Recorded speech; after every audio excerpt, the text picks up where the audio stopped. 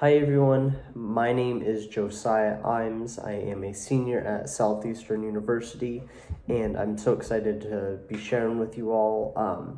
So I'll go ahead and hop right in. I want to talk a little bit about the Christmas story. I know we're in the middle of April, but I was just reading the passage and something just got my attention, and so I just wanted to share that with you. So we'll start in Luke chapter 2, verse 7.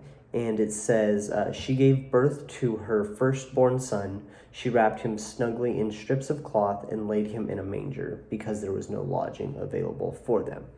Now, obviously, we're talking about the birth of Jesus when Mary and Joseph show up at the innkeeper's house, or I guess it was an inn, show up and there's no room.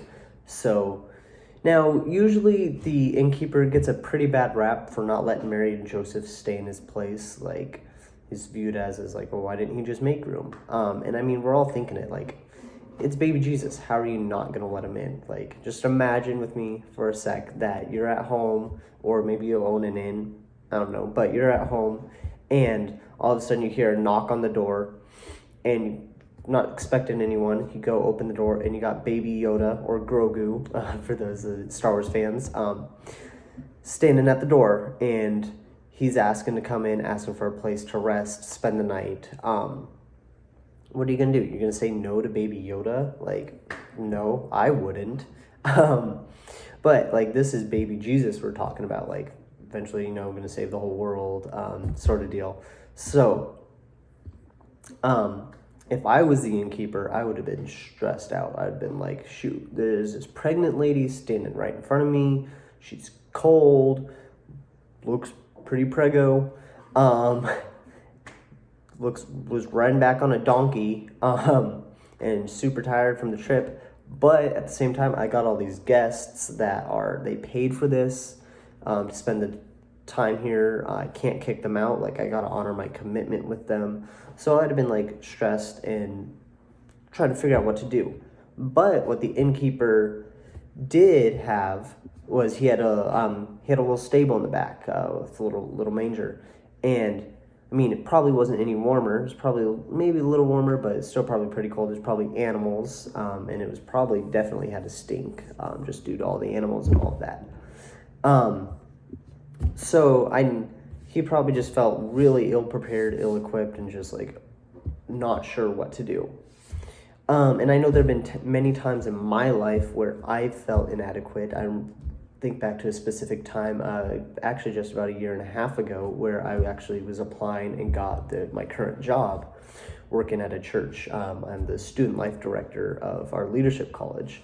And applying for that job and getting it, I was worried, stressed. I was like, why am I even doing this? Like, I don't have much to offer. Like, I haven't even graduated from the leadership college yet at that point. So I was like, I don't even know what to, like, but they gave me the job. They offered me the job. And now looking back, I have had the opportunity to pour into many other students. I've been able to help recruit and onboard new students that were kind of in the same position. Maybe they weren't applying for that job, but they were thinking of, what can I do with my life? I want to make sure I have an impact. And so we're now able to help them, give them the leadership skills and things that they need. But that was something that I was struggling with, was just that feeling inadequate, like not having the right stuff and just feeling ill-equipped.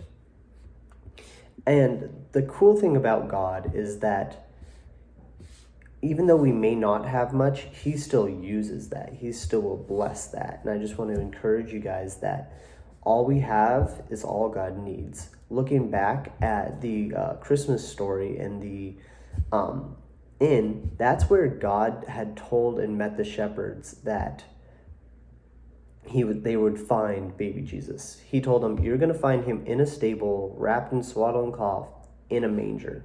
So it wasn't dependent on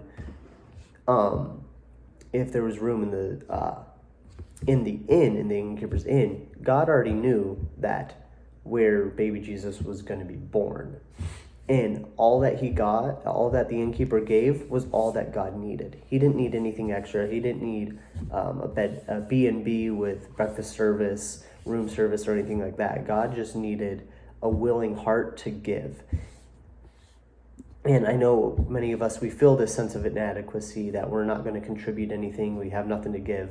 But it reminds me of Luke 21:4, when the widow is giving her 2 mites, and Jesus says that the Pharisees and the rulers they've given a tiny part of their surplus, but as poor as she is, she has given everything she has. Her heart was in the right place. She may not have had much, but she offered it to God willingly. God can use that willingness and openness more than someone who is giving out of pride or stubbornness or resentment or anything like that. And that may be how it is for some of you. You may not feel like what you have or who you are is enough to make a difference or anything. You may feel inadequate, not worthy, but if you give it over to God, even the little bit that you may feel like you have, he will use you for his kingdom. I mean, God of the universe knew that baby Jesus was going to be born in a manger, and he used that. He knows, he created you. He knows what you have, what you're capable of doing. He's the one that's placed those abilities and gifts in you, and he's blessed you with what you have. Like I said, God already knew that Jesus was being born in a manger. God's already got a plan for your life. I want to encourage you guys that any gifts and abilities that you have, that God will use those. Just be open and willing to let God work it through you. Don't be resentful with what you have, and give that over to God. When we make that decision to contribute to God's kingdom and to God's plan, we should expect God to work through us. The innkeeper had no idea what he was stepping into by just offering that, but that changed the whole course of human history, just by allowing baby Jesus to be born in a manger and visited by shepherds, wise men, and just offering that space freely, not being resentful or anything like that. So that is my sermon. I just want to encourage you with all of that. Hope that is impacted you, and have a great evening.